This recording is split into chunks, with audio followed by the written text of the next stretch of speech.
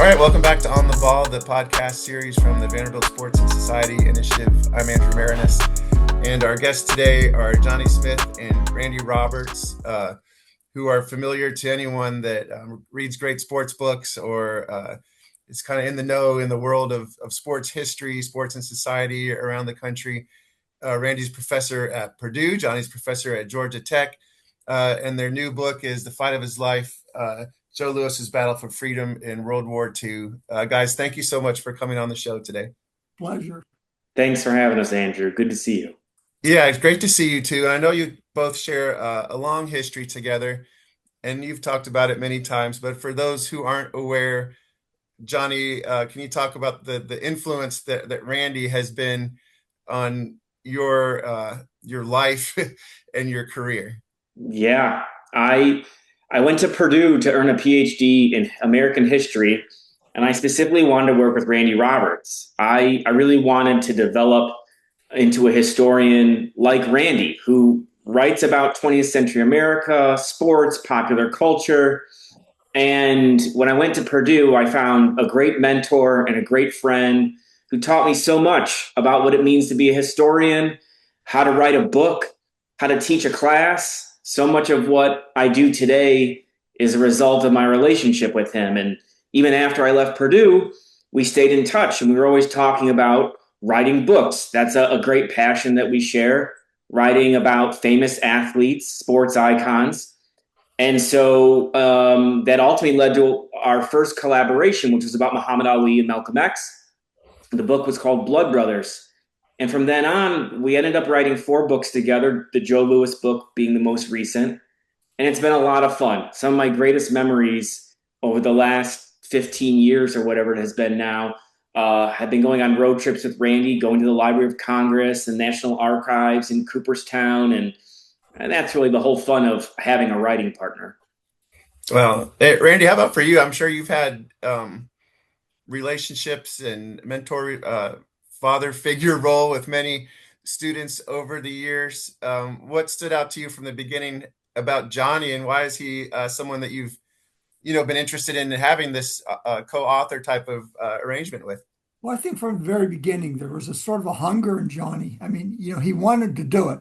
He wanted to do it. He wanted to learn more. He wanted to, okay, how do you do this? How do you set up a scene? How do you do? And so there are a lot of questions, and there's no question that I was the mentor and he was the mentee. But over the years, that's changed. Historians have gone to a whole new place, and it's called technology. And I admit, I think I was a better teacher than Johnny's been with me with technology for me because I haven't mastered it.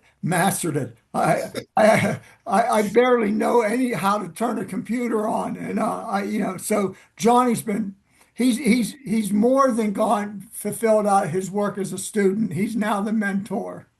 And a lot of these books, Andrew, as maybe you've learned in doing your own research, we rely so much on technology, whether it's looking at the NAACP database, which we did for this book, or trying to navigate FBI files, and there's different databases where you can do that.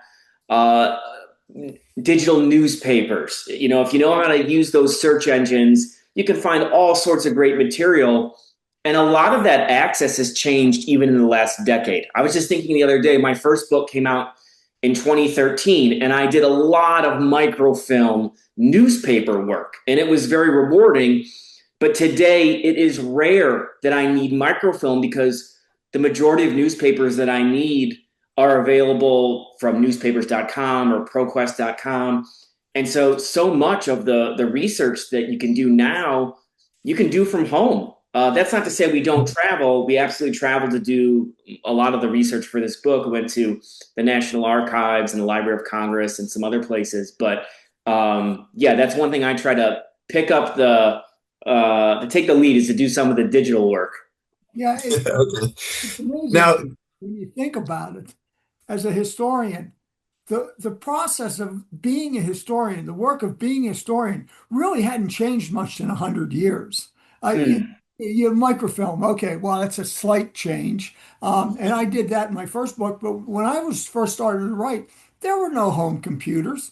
Nothing was done by computers. And the technological revolution that's occurred in the past 25 years has just been remarkable, more than ever in history. It's interesting because you're right, and there's so much more you can find even wherever you are. Like you say, you don't necessarily have to travel.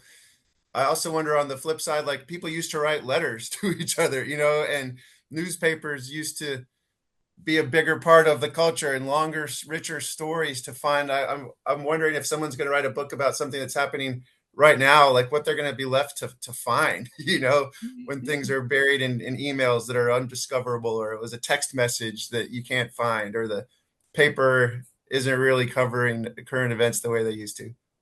It was amazing when I first did my first book. You would look through the newspapers or microfilm newspapers, and you would see what else was going on that day. What was Yes. the temperature like? What news stories, what crime stories, what sports stories were taking place parallel to what you were doing, and you'd learn a lot from it. So we've lost something, we've gained a lot. Right. Okay, so Joe Lewis, we're taking a group of Vanderbilt student athletes up to the Muhammad Ali Center in Louisville around MLK Day, and I'm curious, and I'll find out on that trip, just like how much does an 18, 19, 20-year-old kid these days even know about Muhammad Ali? Um, for those who aren't familiar with Joe Lewis, like how do you describe to your students today?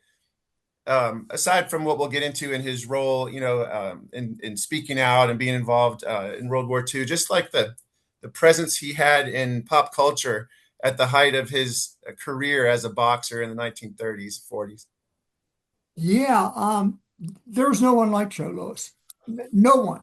Never been anyone like Joe Lewis. He was born in 1914, turns pro about 1935, and after about less than a year, he's an immediate sensation. By June of 1935, he has his first major bout in New York, where he defeats Primo Carnera, a former world champion.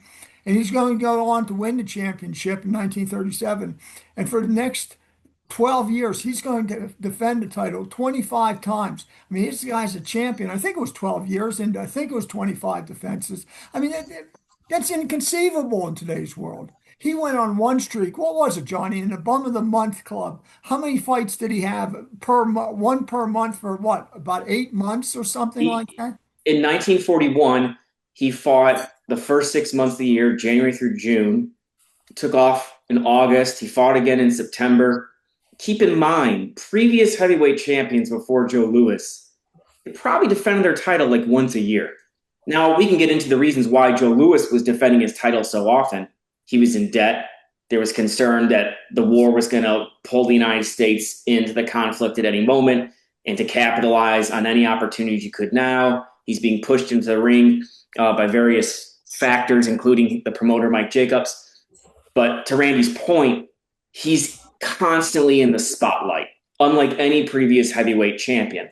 And of course, not only was he the most dominant figure in the world of boxing, when boxing was really one of the three biggest spectator sports in America, he's the most important Black hero because he's this symbol of resistance against racial oppression. He is striking down white men with impunity in the boxing ring. And the message that sent was that Joe Lewis for Black America was our avenger, not just our hope, not just our savior, but our avenger, striking back against the forces that hold us down. And that was not lost on the Black folks who were following him ringside or on the radio or reading about it in the paper the next day. If you went to Black press, you would see, I mean, every day Joe Lewis was doing something. Joe Lewis was dating a new woman. Joe Lewis was endorsing a soap. Joe Lewis was anything he did, it was in the press. But he was also a crossover athlete. He was also in the white press, and as a symbol of excellence in something. New York Times, you could go to the New York Times, you'd find out very little about what was going on in Black America. But white America knew Joe Lewis and respected Joe Lewis. And how did this compare to, I guess, the previous great Black boxer, Jack Johnson? How was he perceived by both black and white fans in comparison to Johnson? Should I take that, Johnny? Yeah, go for it. Uh, Joe Louis was consciously constructed as the anti-Jack Johnson. Okay. Jack Johnson was flamboyant. Jack Johnson dated and married white women. Jack Johnson gloated over his defeated opponents, over his fallen opponents, all of which white America could not tolerate and had found a very difficult time. They wanted to get rid of Jack Johnson. So Joe Louis, he was inclined to be this way anyway, but he never gloated. Okay, he was made sure that he was never photographed alone in a bar or a restaurant or a saloon with a white woman. Everything that Jack Johnson did, Joe Louis didn't do. And even beyond the fact that his management team, John Roxborough, Julian Black, and the promoter Mike Jacobs, they all sent this message to Joe Louis that you're going to have to be non-threatening.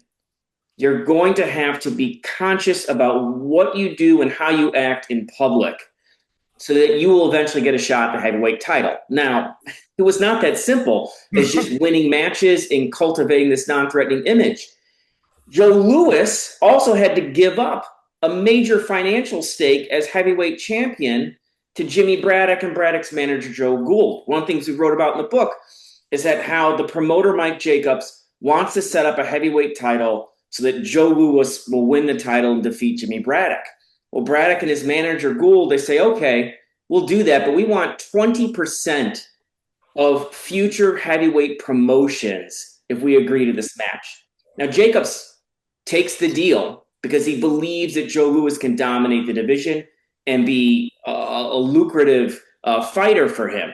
But think about what that means for Joe Louis. In order to get a shot at the heavyweight title, Jacobs has to cut 20% off the top of the gate or off of the receipts. And so it tells you something about how Joe Louis is also exploited as a black heavyweight champion.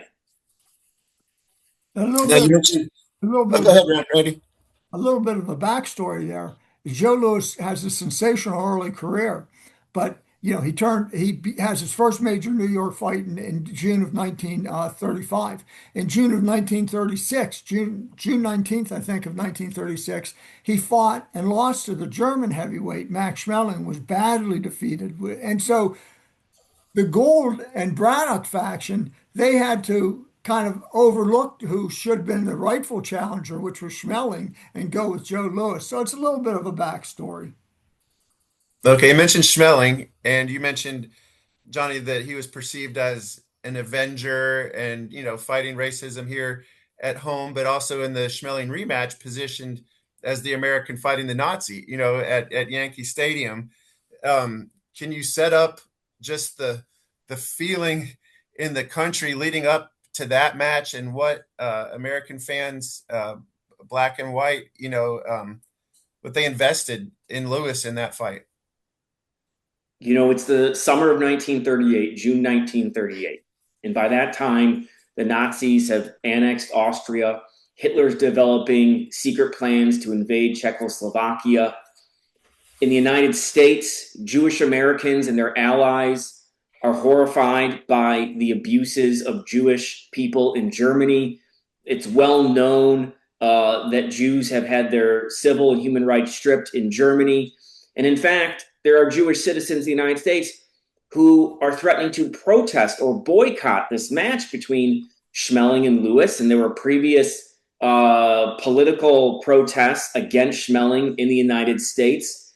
So Schmeling has become, by the summer of 1938, a Nazi proxy. He is known as Adolf Hitler's favorite boxer. That was not the case in the first match between Schmeling and Louis, when Schmeling did not enjoy the support of Nazi officials because most Nazi officials thought that Schmeling's boxing career was over and that Joe Louis would humiliate Schmeling in the first match.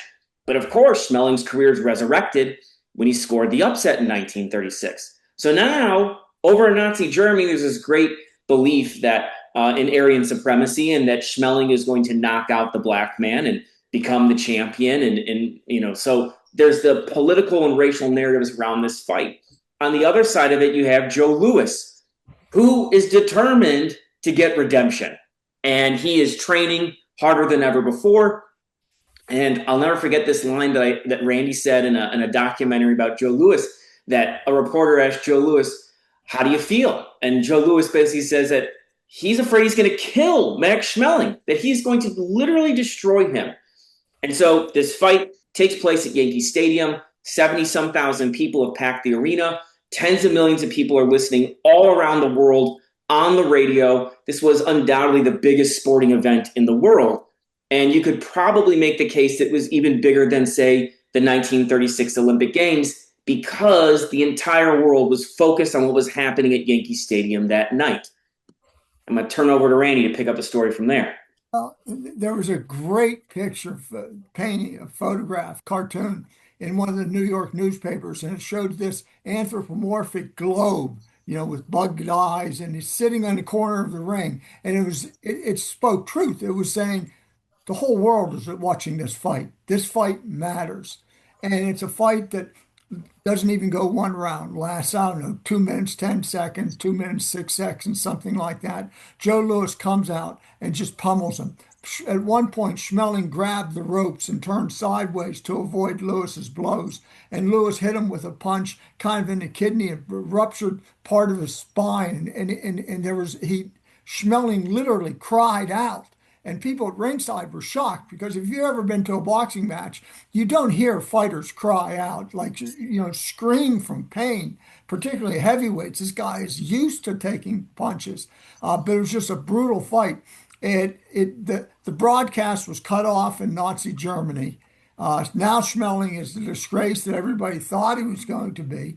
He's forced to go into the paratroopers, and early, before America's even in the war, there's reports that Max Schmeling has died, that he was killed in the invasion of Greece. He wasn't. But America was still interested in that. And Joe Louis, a number of times during the war, said, "I'd like to fight Max Schmeling again, this time in no man's land, for all the marbles."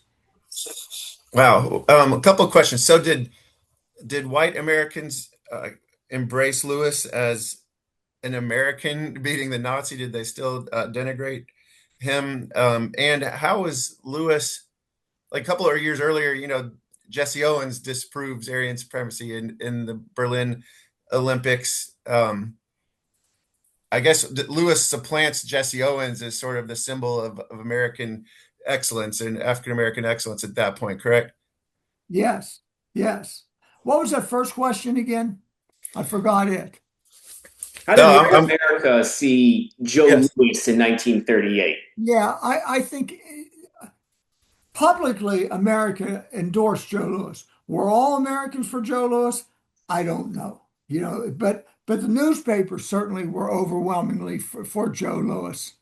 Mm-hmm. And he did supplant Jesse Owens, clearly. Not only does he supplant Jesse Owens on the athletic field, but also there's a political dimension to this, isn't there, Johnny? Yes. 1940 is such a fascinating year because there is no Olympic Games as a result of World War II. So Jesse Owens cannot return to the Olympic Games, and he's struggling to just make ends meet. He's not really someone that reporters have much interest in anymore because his athletic career is effectively over. So what happens is that in 1940, both political parties during the presidential election, they seek the endorsement of Joe Louis. The Democrats think that maybe they can get Joe Louis to endorse Franklin Roosevelt, but they find out that Louis is a Republican. Joe Louis's mother was a Republican. Joe Louis's manager, John Roxborough, had a brother named Charles Roxborough, and he was the first black state senator in Michigan, and he was a Republican. And Joe Louis knew Charles Roxborough very well. And so he had heard these messages, critiques by the Republican Party of the Democrats. And Louis absorbs these messages. Well, when Wendell Willkie's campaign reaches out to Joe Louis, he says, of course I'll endorse Wendell Willkie. And it's not just that Willkie is a Republican and they have a partisan alliance. It's also what Willkie stands for. He says there will be no more racial discrimination in the federal government, in the United States Army, or the voting booth. I will push for an anti-lynching law, federal anti-lynching law. So Wilkie is very progressive when it comes to civil rights in ways that Franklin Roosevelt was not. Roosevelt, of course, is tethered to the Southern Democratic wing that is segregationist and adamantly opposed to any kind of civil rights legislation. And so what happens is that in 1940, both Joe Louis, who's now stumping for the Republican Wendell Willkie, and Jesse Owens, who now the Democrats like, well, we need Jesse Owens to neutralize Joe Louis on the campaign trail. They're both giving speeches. And I think it was transformational for Joe because now he's developing self-confidence in speaking. This is someone who grew up with a stutter and an insecurity, but now he's developing some self-confidence and some political independence, political mindedness. And he's, going out into these urban northern wards, mostly Democratic districts, and he's making a campaign for Willkie. And sometimes he gets pushback and he has to stand up there and take it. And so it's really a maturation for him politically. And it's the first time that Joe Louis is speaking out against racism, where he's denouncing Jim Crow and he's saying the Democrats don't allow black people to vote in the South. You therefore cannot vote for the Democratic Party and Franklin Roosevelt. And so it's fascinating that we see this dynamic between Louis and Owens, Louis being pursued by both political parties. And we write about this at length in the book. Mm-hmm. At this point, it doesn't have the voice of his previous mentors. Jack Blackburn, his trainer, who he just loved, dies in this period, or shortly thereafterwards. And his manager, John Roxborough, who was involved in a numbers racket, runs afoul of the law and is going to get sentenced to prison term. So the people that provided the answers, the political answers to questions, are gone. So Joe Louis is forced to develop his own political voice and ideology.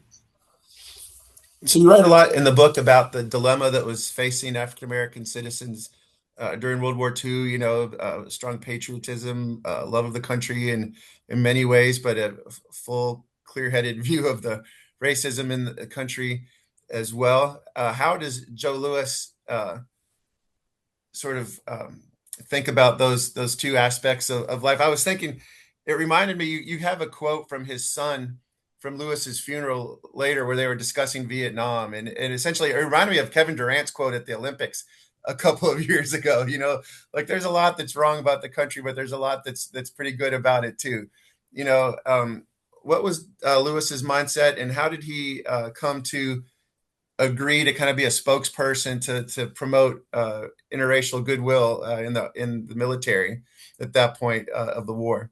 I think Lewis's idea was there was a lot wrong with America, but there wasn't really anything that Adolf Hitler was going to fix. Okay, I mean, Adolf Hitler was not the answer to America, and he was dedicated to America. He believed in America. My God, this guy's the American success story from a backward no place, Alabama, cotton fields, to becoming one of the wealthiest athletes, probably the wealthiest athlete in America. I mean, this is like the American dream through his own fortitude, through his own ambition, through his own courage. He has sculpted something. And so he wants to help America. The first place he thinks he can help America is by supporting the war effort. And he does this in a series of two fights. One fight against Buddy Baer, brother of Max Baer, in Washington, D.C. And I think it was that January 8th, if I'm not wrong, 1942. It was scheduled before Pearl Harbor, but the fight then takes place after Pearl Harbor. And Louis donates his entire proceeds from the fight, all of his money that he makes from the fight, to a defense fund, not to a defense fund, but to a fund for the families of people that were hurt in the war, in the Navy. And then he fights another fight shortly thereafter, maybe in March, against Abe Simon, March 19th, maybe against Abe Simon, in which he donates the proceeds to an Army relief fund. I mean, can you imagine that happening today? An athlete devoting and risking their title in the first place, and then giving all the money to a Navy relief fund and an Army relief fund. And so he visits bases all over the country.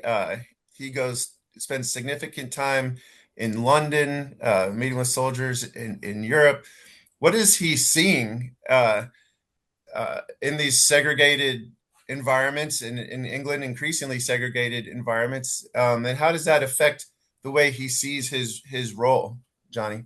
Yeah, I think one thing I really had to think about in writing about this particular period when he's on tour, he's this goodwill ambassador, which, by the way, it's not just the War Department that advocated for Lewis to be in this role where he's boosting the morale of troops of all races. Walter White, the head of the NAACP, and other civil rights leaders in the Black community, they also felt like Joe Lewis could bring people together. The thing is that before he goes into the Army, he's pretty mobile for a Black American. What I mean by that is he's not restricted in his movements. Now, he makes a conscious choice to, when he's on the road, when he's in New York, he's going to be in Harlem. When he's in Chicago, he's going to be in the Black neighborhoods there. But my point is, for most of his career, he never goes below the Mason-Dixon line. He's not confronted with Jim Crow. He enjoys a kind of freedom that most Black Americans do not. But now, to answer your question, now that he's in the Army, when he arrives at Camp Upton in New York, he is told, you can't go over with the white soldiers in their mess hall. You go over with the Black soldiers. He is segregated, and he has to confront that reality. And it's very difficult for him because now he is robbed of his freedom, not just as a soldier, but the Jim Crow South that has essentially been replicated in the United States military. It envelopes his world. And so he's interacting with Black soldiers who are telling him about the abuse that they experienced at the hands of white officers who often acted like overseers, the racial tensions that often turn into violent attacks inside military bases or just outside of a camp. And so that reality, I think, really jarred Joe Lewis and made him examine his own role, that it's not going to be enough to just, spar in the ring, put on an exhibition, entertain these troops, and give patriotic speeches. Because those Black soldiers, they saw him as more than as a fighter. They see him as a leader. And they're asking Joe, can you do something? Can you help us? Can you get things better here? And so Joe has to wrestle with, what kind of power do I have? And there's some stories we could get into if we have time. I don't know how much time we have, but Joe begins to re-examine his own role and to find pressure points where he can try to advocate for change on behalf of Black soldiers in ways that he was not doing before he entered the Army. One of those Black soldiers that he encounters, and sometimes you'll see this almost as like a bit of trivia, was Jackie Robinson. What is the truth of his friendship or his relationship with Jackie Robinson at Fort Riley? Well, Fort Riley, Kansas, that's exactly right. Jackie Robinson was well known in America before he integrated the Major League Baseball. He was well known. He was a three-sport athlete at UCLA. He was just a terrific football player and basketball player, baseball player. I mean, he was well known. And at Fort Riley, he wanted to go into the officers candidate school, but he wasn't allowed. Remember, and Johnny hit this, but I'll re-emphasize it. This is a segregated Army, okay? Simply a segregated Army. And Stimson, the Secretary of War, Harry Stimson, felt that the Army isn't a sociological experiment, okay? We're not going to play around with integration in the Army. And when when Jackie Robinson tries to get into the officer candidate school, he's faced with this. He wouldn't be allowed to command Black troops. He wouldn't be allowed to command white troops, and he's not allowed in it. And Joe Lewis used his influence, what influence he had, to force kind of an integration of at least this officer candidate school as far as Jackie Robinson was concerned. Johnny's done a lot of work on Jackie Robinson. Mm-hmm. One of the biggest, one of the most influential moments, I think, occurs in 1944. And it begins, by this time, Joe Lewis is traveling in his boxing troupe with Sugar Ray Robinson, the young boxer, and they're in Alabama at Camp Cyber. And at that time, Jackie Robinson is now stationed at Fort Hood in Texas. So they're no longer together, but they are linked. So when Joe Louis and Sugar Ray are at Camp Cyber in Alabama, they have passes to leave the camp. And they're waiting for this bus. And at Camp Cyber, there's two buses for white soldiers and one bus for the black soldiers. Well, Joe is getting impatient. So he looks over at the white bus depot that is for whites only, and he sees a phone. He's like, I'm gonna go call a cab. He goes over to the white bus depot, picks up the phone, calls a cab, sits on this bench, and a white MP sees him and says, you don't belong over here. This is for whites only. And Joe is furious about this. At this point, he has seen a lot of segregation and abuse in the Army, and he's tired of it. And he tells them, I'm not on Alabama property. I'm on federal property. I know my rights. I enjoy every right as every soldier. He's not going to tolerate being discriminated against. Well, long story short, a verbal argument ensues between Joe Louis and this white MP. Then more white MPs shows up. A physical confrontation takes place with Sugar Ray Robinson, who's defending Joe. Joe Louis and Sugar Ray then are detained, taken to the police quarters at the base. It's not really clear if they were arrested or were they simply detained.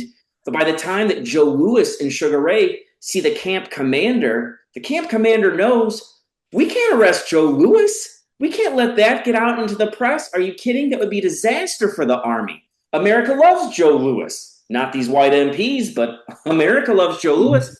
So they have this conversation, Joe Louis and the commander. The commander says there will not be segregation at this base. You can ride any bus that you want to.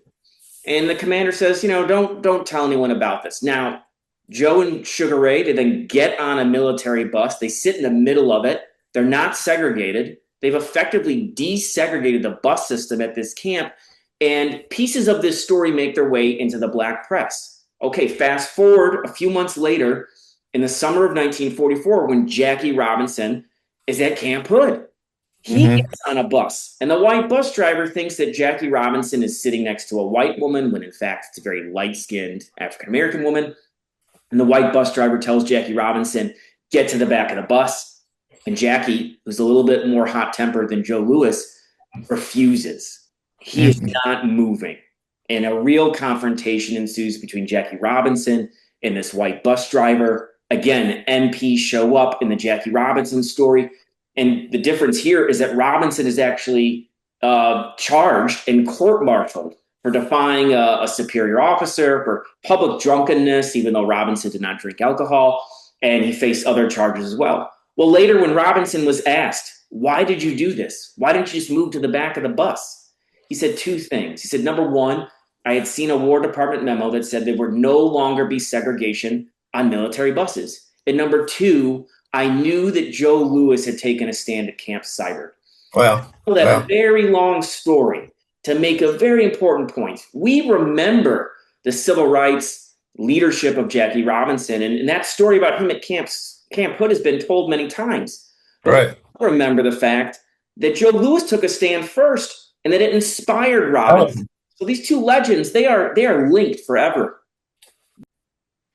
So in reading the book, I was thinking about some of the similarities between Rayford Johnson in 1960 and the way that the way he was positioned as a member of that Olympic team and carrying the American flag into the stadium in Rome, and recognizing that in some ways he was being used for Cold War purposes to send a message about freedom in America, but also understanding there wasn't necessarily freedom in America, but he also believed in what he was doing too. And it seems like Joe Louis had those similar thoughts about the way he understood he was being used in some ways, but he was also proud of what he was doing in other ways. And I was thinking about the film, The Negro Soldier, that he was actually, it seemed like he was really proud of the role and felt like it was a good film. Can you talk about the purpose of that movie and what it represented at that time? Well, the purpose of the film was to show the support of Americans for the war effort. And it starred Ronald Reagan. And it was actually the highest grossing film that most people saw that film in any film in World War II. It was a very popular film. Randy, Johnny? Randy, you're talking about This Is the Army. Oh, Andrew asked about the Negro Soldier. Now you can talk about both, but maybe Randy set up that Joe's in two big motion pictures. yeah. Okay. The one that he was, This Is the Army. I'm sorry, I was talking about This Is the Army. That's what I heard you say, but that's my hearing.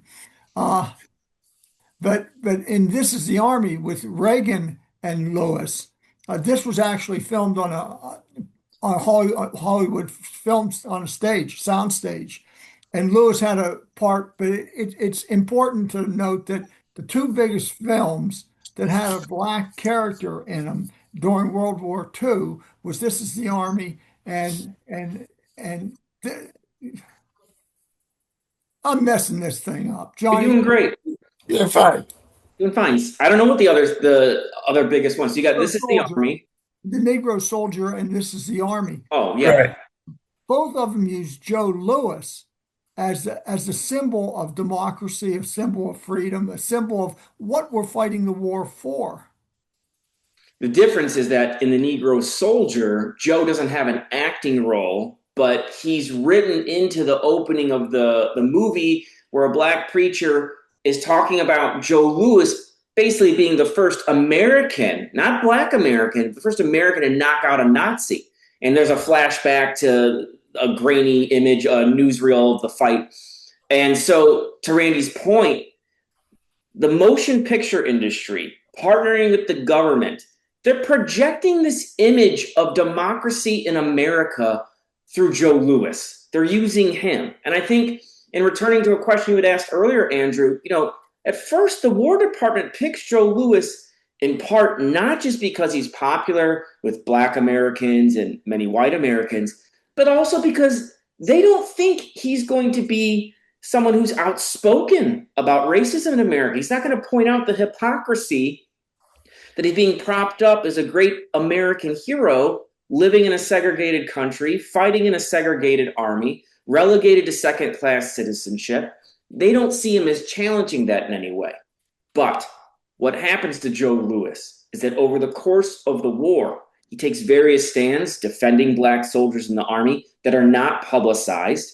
And after the war, when he's a veteran, he identifies with other black veterans who are under assault by white mobs. And it angers Joe Louis. And it makes him realize that he's going to have to do more now. That being the heavyweight champion of the world and encouraging black troops, and that's not enough. And so in 1946, he's a spokesperson for a black veterans group, and he urges veterans of all races to join together and to fight for civil rights and for voting rights for black Americans. And he gives a powerful speech in New York in late 1946 when he was being honored. And he says, I hate Jim Crow. I hate the poll tax, but I'm not going to let this hate stay in my system. I'm not going to let this hate consume me. And he's sending this message that America must uphold its democratic ideals. America must be held accountable. And so it's a really remarkable evolution for Joe Louis, who in 1940 campaigned for Wendell Willkie. He's giving speeches, but then in the Army, he doesn't say anything critical or outspoken about racism in America. And now when the war is over, he's returning to some of those same messages, denouncing segregation and discrimination against Black Americans, civil rights and voting rights. And so we see this remarkable period in his life where he becomes much more political. But he's not remembered for that activism. He's not remembered for that leadership. And that's really the main reason of many reasons, but it's the main reason that we wanted to write this book. Why wasn't remembered for that?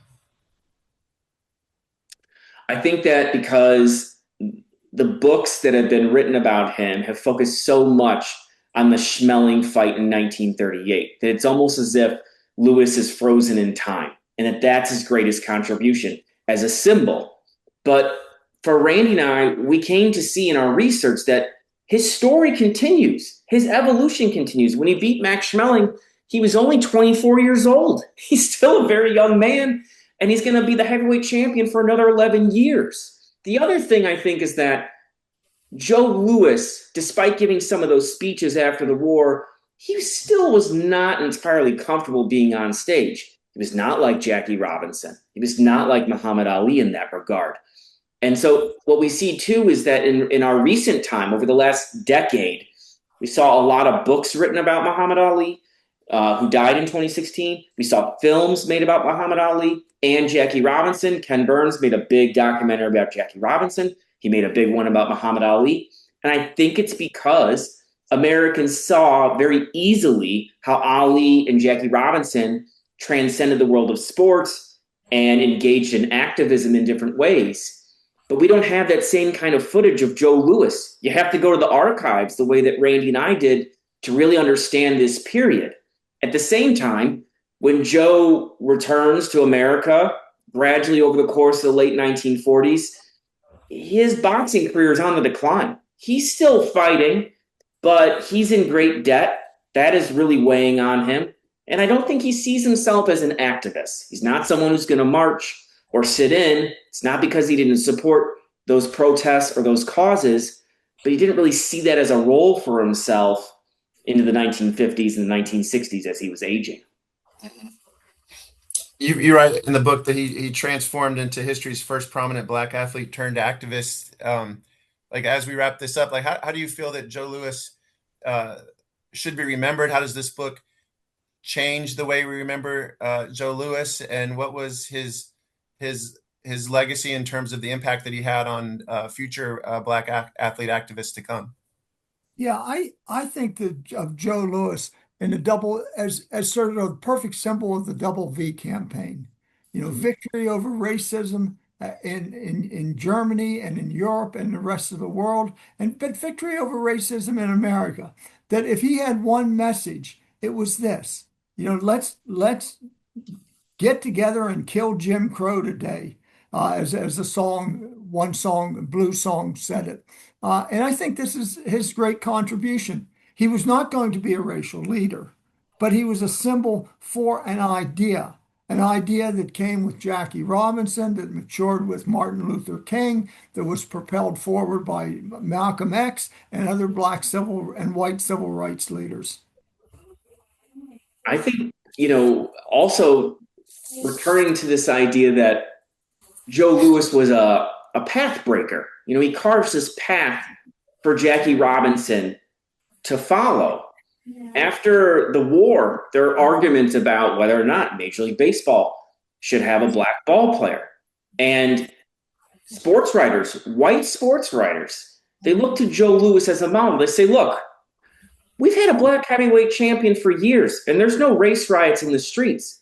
We can have a black ball player playing in the major leagues. Also, we had black soldiers fighting to defend democracy, like Joe Louis. We can have black ball players in the major leagues. And so Joe Louis becomes an argument for erasing the color line, not only in sports, but in America at large. And again, I think that is so crucial in understanding his legacy, his relationship to Jackie Robinson. Even if he couldn't quite articulate it himself sometimes, his presence made a difference in the way that so many Black Americans viewed him and the mission in the wake of the war.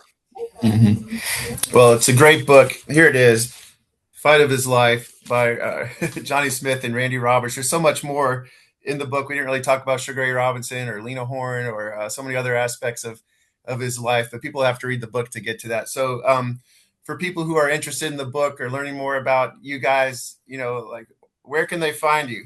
Where can they find the book?